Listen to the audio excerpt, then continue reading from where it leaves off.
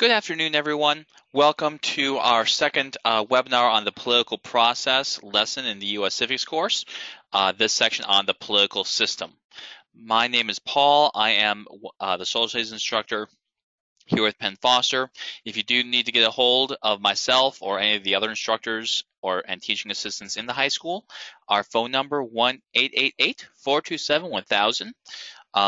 You'll be able to choose option 5 to be able to get into the education department. And again, myself, our other instructors, our teaching assistants, more than welcome to help you, more than happy to help you with your work.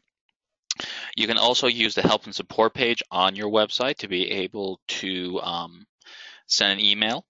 Typically, it's just typing in a little message, and then you'll see an Ask a Question tab that will allow you to send in an email just asking about anything about your lessons. I also want to encourage you to take a look at the webinar and live help sessions that are available on your message board, on your message center. A lot of good webinars coming up in your English courses, your math courses, science, as well as our orientation and our parent webinars that, for those of you who haven't already, take a look at those, be able to see all the different webinars that we do offer from our instructors and teaching assistants. A lot of good information that can really be helpful in working through and being successful within the program. So I strongly encourage you to take a look at those if you haven't already. Our webinar today will have 4 objectives. The first one, evaluate the history of the American political parties, as well as looking at the importance of our third-party campaigns throughout history, as well as illustrating the steps of a political campaign. So we'll kind of look at how it's structured.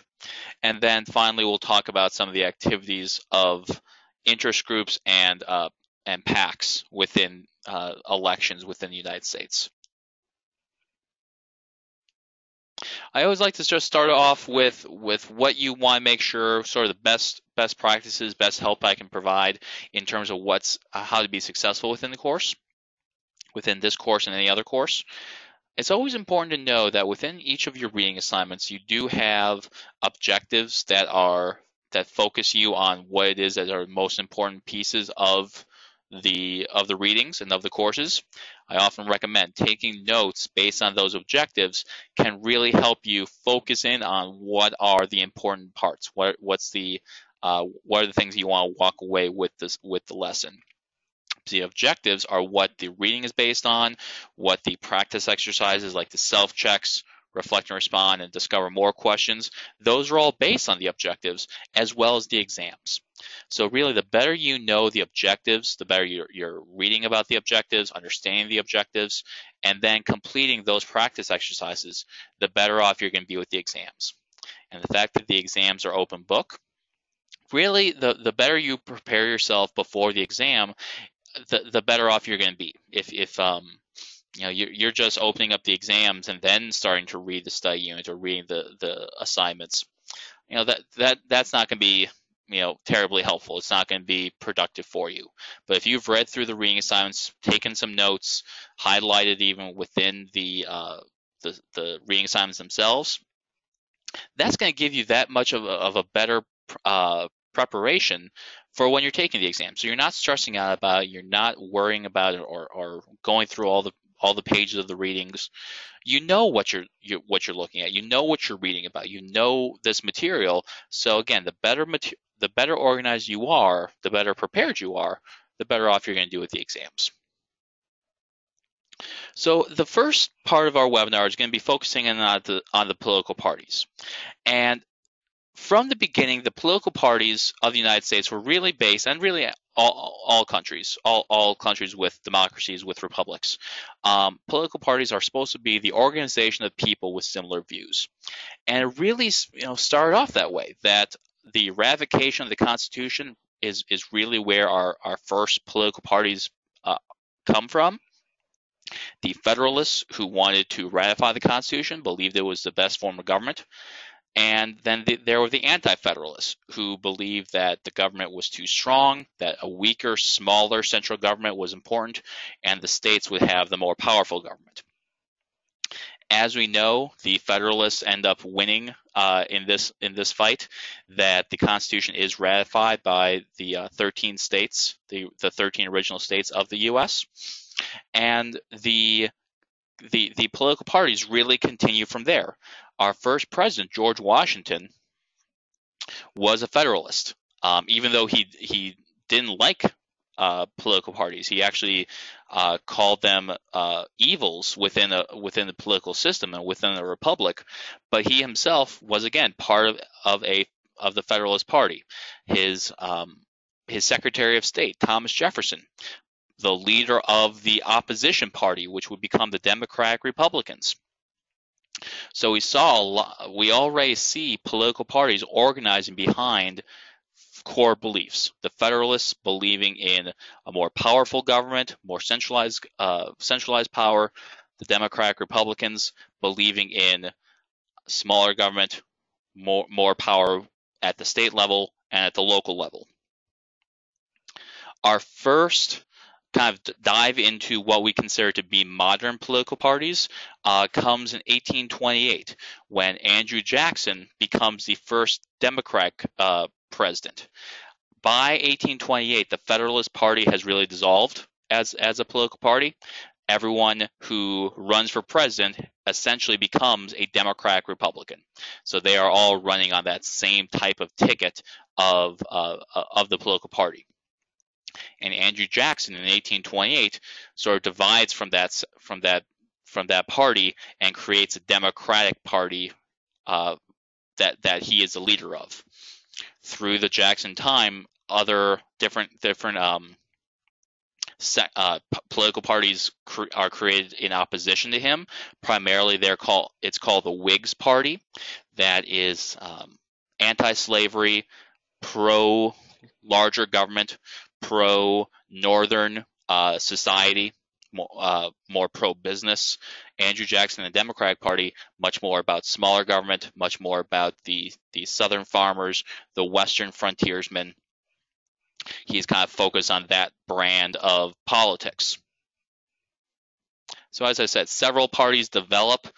The party solidifies as a anti-slavery Republican Party coming out of the 1850s. The Whig Party dissolves because of just the power of the Democratic Party through the 1850s, and it's the Republican Party in 1856 that becomes the new opposition party, becomes a new political party to go against the Democrats. And we know what happened sort of at that point, that Abraham Lincoln becomes the Republican nominee for president in 1860 and is able to win the presidency as essentially a very small political party, primarily because of his anti-slavery views. The Democratic Party fractures, it breaks apart right before the Civil War and for a few years afterwards. The Democratic Party is just not able to unify, is not able to have a solid message as a political party. There's a realignment of the political parties that begins in the 1930s, really begins in the 1920s, but ends up in the 1930s, in which the Democratic Party becomes the bigger government and what's called the Liberal Party, and the Republican Party becomes more of a small government and conservative, believing that they limited government. That is where we are today. That from 1932 all the way to today, Democrats consider the Liberal Party, again, thinking about bigger government, so thinking about the healthcare law that President Obama had signed with congressional Democrats, much more about bigger government, while President Trump currently, George W. Bush before him, Ronald Reagan even before then, more about limited government, more about smaller federal government, more power at the state level, more power at the local government level. And that brings us to our first poll question.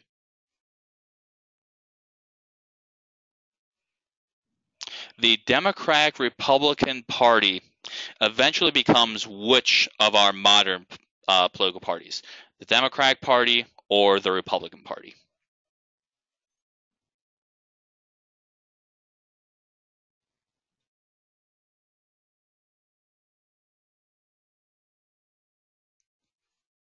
Okay, full participation already. Fantastic.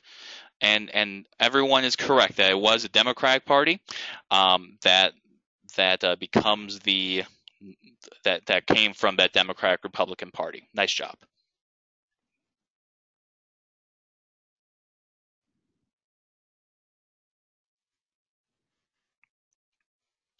So moving on.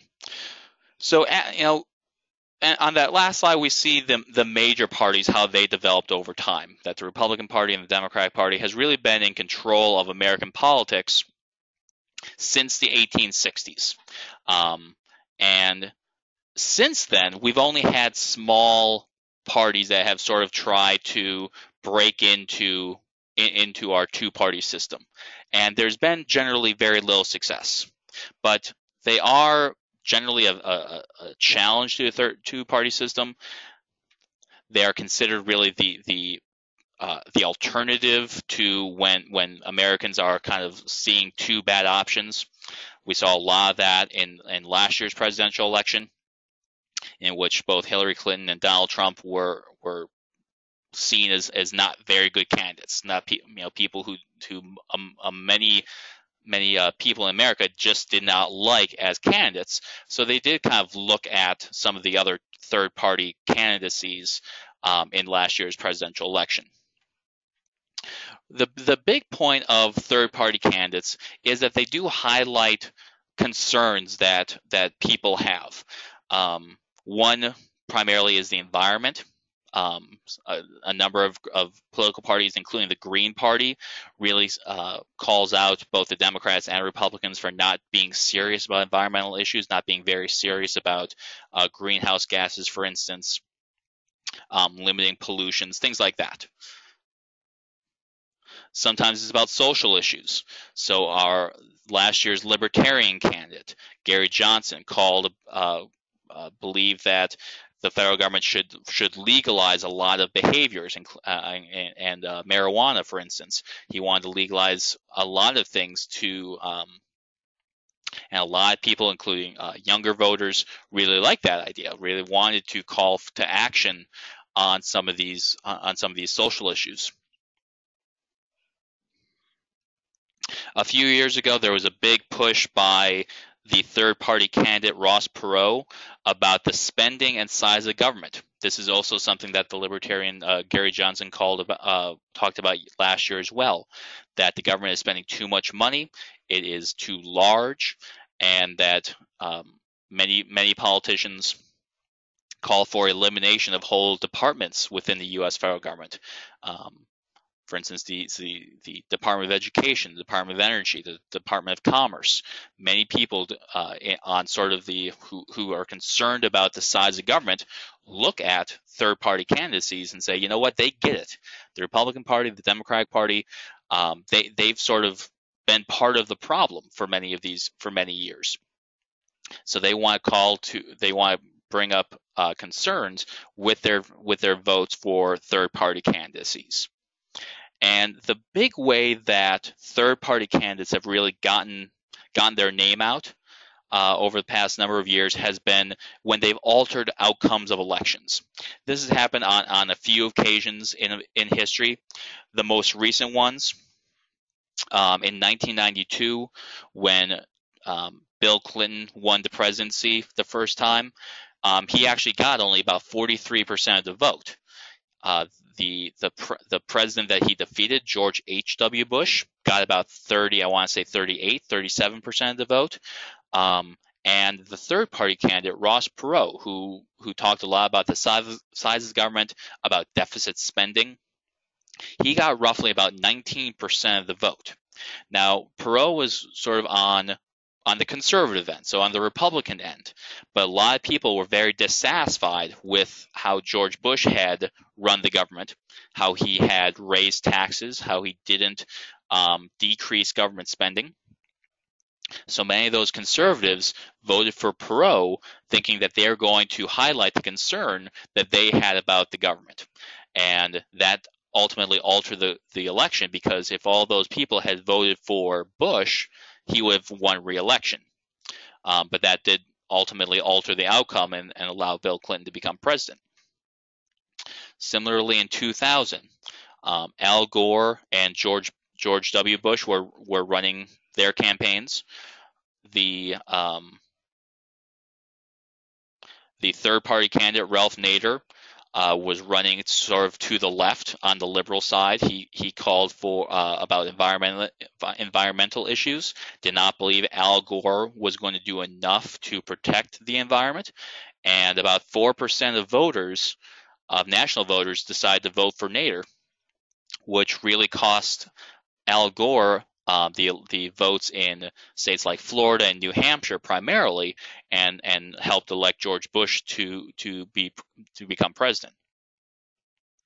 Some people look at last year's election as well, that Gary Johnson took just enough votes away from Hillary Clinton to allow for Donald Trump to become president. There's not been as much evidence of that as far as I've seen, that people who are dissatisfied with Hillary Clinton and perhaps her FBI investigation, some people decided to vote for Gary Johnson instead of her, allowing Donald Trump to win the majority in states like Wisconsin, Michigan, Pennsylvania, North Carolina, and states like that. So that's sort of the power of third-party candidacies, that it can alter these outcomes, it can highlight concerns, and can provide alternatives. And after some of these elections, the two major parties begin to use some of those, to look at those concerns. For a number of years, for most of Bill Clinton's term of office, he started focusing on government spending. He changed the way that welfare is paid for, and kind of removed that from the federal government, really decreasing the size of government significantly with those small changes, because he saw the candidacy of Ross Perot as something that said, look, this is a concern of Americans. This is something that he wanted to make sure that he worked on to increase his popularity, increase his ability to win re-election, which he did in 1996. Speaking of presidential campaigns, and really this is something that could be talked about in really any campaigns. Next year, we're going to be seeing elections at our congressional level, our Senate level. Many of us are going to see our governors up for campaigns as well. So we're all going to see this as a much smaller scale. But if you think back to just a year ago, a lot of what we've seen, what we're going to see on this slide, and what you may have read in the reading assignments, are going to see many of the same things. So presidential campaigns all start with announcements that a candidate has to announce that they are running for office. And it's at this point that they're really able to start fundraising. They're able to go to have campaign events. They're able to make speeches. Up until this announcement, sometimes a candidate will kind of create what's called an exploratory committee, which will allow them to start raising money unofficially. But then when they officially become candidates, that's when they can really fundraise a lot more. They can have many more events running for the office if they want to. Part of that candidacy has to be the primary elections. Both our Democratic and Republican parties will have primaries. They had primaries last year for the presidency and then other offices. Next year, we'll also see primaries for Senate, House representatives, as well as governors, and even state representatives may have primary elections as well. Some states have what's called open primaries. When a state has an open primary, that means that anyone can go and say, I want to vote in this political party. So, and that can go for what's called independent voters. So if you're not a registered Democrat or registered Republican, you can go to the poll and say, you know what, I want to vote on the Republican side, or I want to vote on the Democratic side. I want that ballot and be able to choose who I want to see represent that political party. In a closed primary, you have to have registered as for a political party in order to vote in that primary. Now, in So it really reduces the number of people who can vote and the kinds of people who are going to vote. Typically, in a closed primary, it's really the most extreme members of a political party or people who are voting for that political party who are going to be registered voters. In the state of Wisconsin, where I originally grew up, we have one of the open primaries. So in my first election that I was able to vote for, I was able to go to the polling place and say, well, I want to be able to vote for this political party. They gave me a ballot. I went in and voted. Since moving to first Maryland and then Pennsylvania, who have closed primaries, I had to be registered for that political party or for a political party to be able to go vote. So that's a kind of important aspect of the voting process, to be able to make sure you know before the primaries come. Some people are having primaries this year, other people are having primaries next year. So once the primaries have all been settled, last year it took a number of months for both the Democrats and the Republicans to have primaries for Hillary Clinton and Donald Trump to eventually win. Next year, for state races or for the House races, they're all pretty much done on one day. So Pennsylvania will have, for instance, a primary day for our elections of our governor and for our Senate candidates. Like I said, at the presidential level, it goes on for months. The first primaries were in Iowa in January, and they went all the way, I believe, until June. So from January to June, there are primaries all throughout the country for the presidency.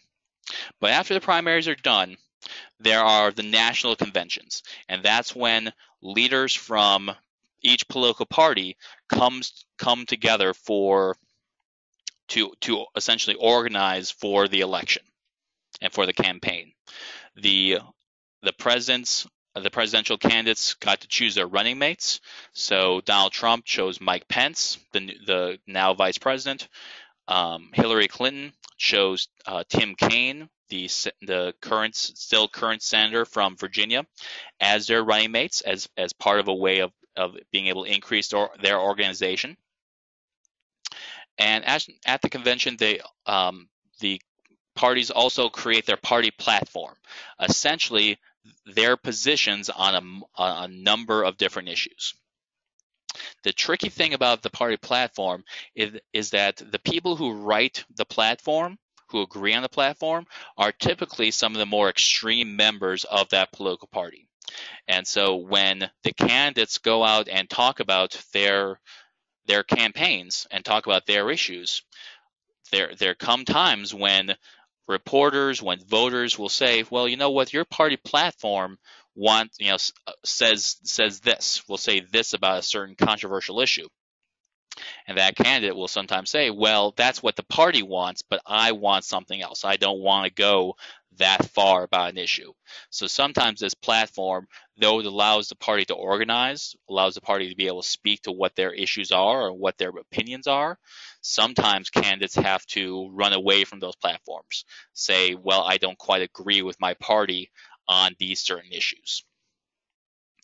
Many of that are ways of being able to gain voters. If a candidate says, well, I don't agree on this particular issue with my party, it often allows for voters to say, well, okay, I like that person more if they don't agree with that platform or that position. So once the convention occurs, that's when the campaigns really officially start. Those conventions happen usually in August. So the official campaign starts after the national convention into the fall, into late August, early September. This is where you see a lot more commercials by the campaigns. You get to see them give speeches, and you also see debates. So President Trump, Secretary Clinton had 3 debates over the course of the end of September and October, debating what their visions are for the country, or what their visions were for the country. Those 2 items, commercials, debates, and even before that, the national conventions, are really the ways that both campaigns really set themselves apart, really set themselves to say, this is what I believe, this is what I want to do as president. And then finally, election day. But from the rule in the Constitution says that an election has to be the first Tuesday after it should. I'm sorry, it should be the first Monday of November, the first Tuesday after the first November. So last year it was November 7th. It couldn't be November 1st because even though it was a Tuesday, it's not after the first Monday. Now we all know that election day happens, and we all, we watch for the counts. We watch the results to see who wins, particular states.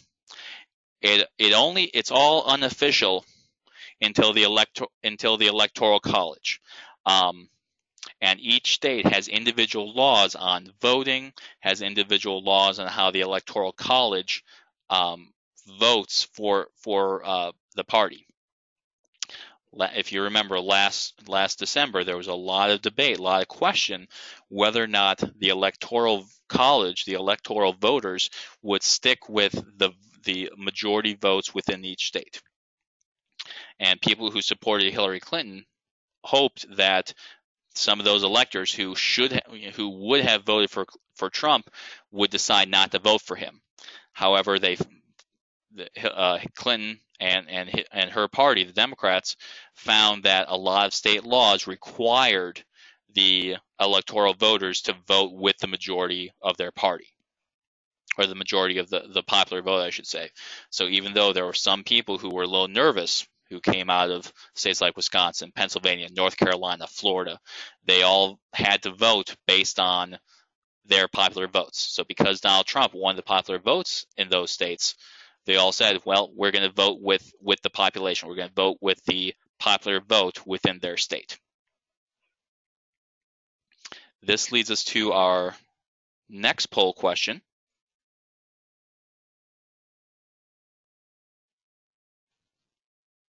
The official start of the presidential campaign is when? When the candidates announce, when the primaries begin, or when there's after the national convention?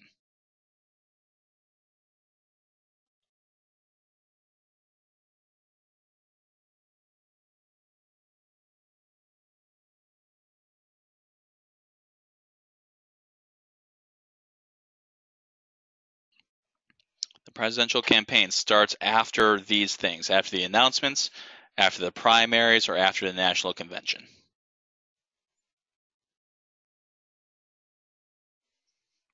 Okay, everyone voted. So the answer is actually after the national convention. So after the national convention, remember, after August comes along, that's when the campaign officially begins. So the national convention is when the party organizes behind the candidates, behind the vice presidential nominees as well. So when that campaign's after the convention, when it's late August, early September, that's the beginning of the national convention.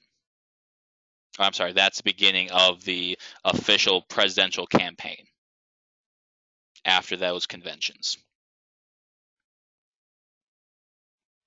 So the last item I wanted to talk about, that's in this section of the political process, is about the interest groups and the political action committees.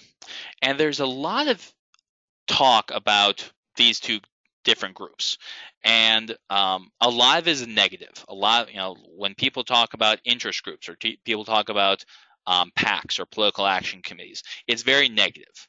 And in many ways it is. In many ways, there's a lot. We'll kind of talk about some of the better things and worse things that both of these groups do. But we do generally talk about it negatively. But when you look at it on the surface, neither one is necessarily automatically evil, I guess is sort of the way I would explain it. So interest groups kind of come in many different ways. The first one is an interest group based on corporate or industrial groups. So if a company or a group of companies that make the same thing or in the same industry will gather their resources together to make their own interest group. And we see this a lot. Sometimes those of you who are in the Northeast region will sometimes see commercials, especially around elections, pertaining to natural gas or even coal. That both of those groups have specific interest groups that will campaign for their issues and campaign for their industry. There's also interest groups organized around organized labor, so large groups of workers in the same industry. Thinking about one of the more famous ones is called the AFL-CIO, which are a group of unions that are nationalized. They will have their own set of issues, and they will have their own set of candidates and representatives that they support or they will talk about. They'll talk about issues. There are also special interest groups that are like-minded individuals, and sometimes they come up. They're what's called think tanks, in which people who are passionate about certain issues, passionate about certain ideas, will gather as think tanks and create their own beliefs, will create their own suggestions on policies based on their viewpoints, based on what they believe and what they want to see as new policies. So in all three of these major interest group sections or groups, they all do generally the same thing.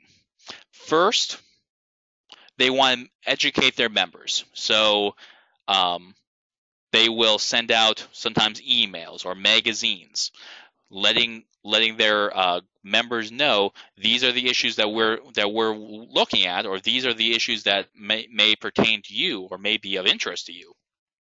Different groups like the AARP will send out monthly or quarterly messages or magazines that say, here are some of the issues that are coming up for our group, our members.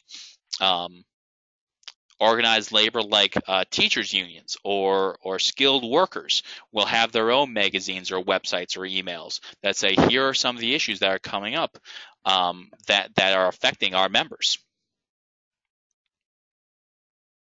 They also want to advertise. They want to educate everyone else. They want to make sure that other people know what's going on that's affecting their group. So as I mentioned before, when we see commercials for natural gas or for mining or for even thinking about farmers or thinking about solar power, all these groups have interest groups, and they will send out and they will create advertisements. They'll create education for people in media or online. And finally, they do lobby. They have representatives at the state and national levels and say, Representative so-and-so, the people in your district are many of the people in your district or many people in your state are members of my organization, and this is what they're caring about. This is what they believe. This is what concerns us. That you're going to be voting for. So they go and they try to educate members of some representatives, but they also want to convince them to vote in certain ways based on the number of members that they have in their groups. Organized labor will do that. Special interest groups will do that with their membership. Corporate and industrial interest group will sometimes say, we are in your district. We are employing members of people who are in your district. We wouldn't want things to happen. You wouldn't want laws passed that are going to force us to have to move somewhere else, or we're going to have to not keep people employed in this area because of decisions that you make. So a lot of work is done on those lobbying days that interest groups are trying to tell representatives, you should be doing this for these types of reasons.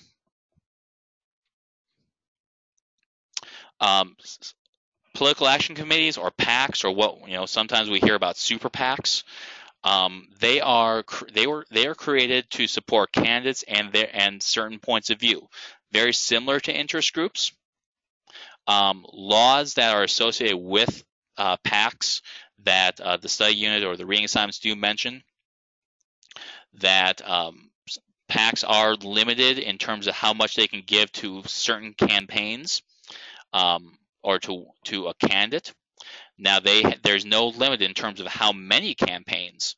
So if you think about there are 435 members of the House, there are 100 members of the Senate.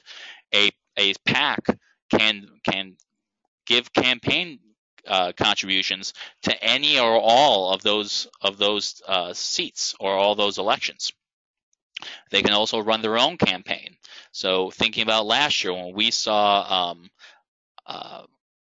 videos or commercials pertaining to gun rights by the NRA, they're both an interest group, but they also have a PAC. They also have the Political Action Committee that is able to set up their own advertisements to both educate but also have a particular point of view. They want people to have to believe in certain things. Groups like the NEA, the teachers union, same thing. They had advertisements last year. They're going to have advertisements probably next year at some of the congressional elections and governor's races. So there's a lot of power that goes into these different groups.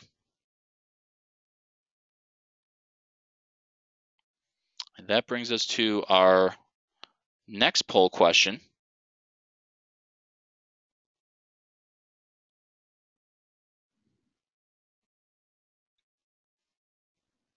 What can't a PAC do? Can it provide money to different candidates? Can it provide up to $5,000? Can they provide up to $10,000 for candidates? Can't they advertise supporting or going for different rules? What can or can't they do?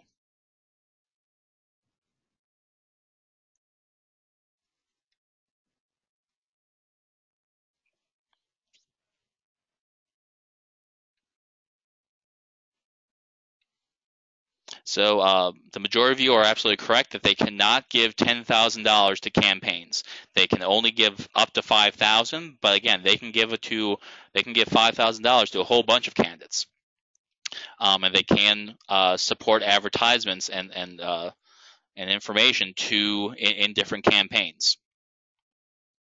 So that brings me to the end of my presentation.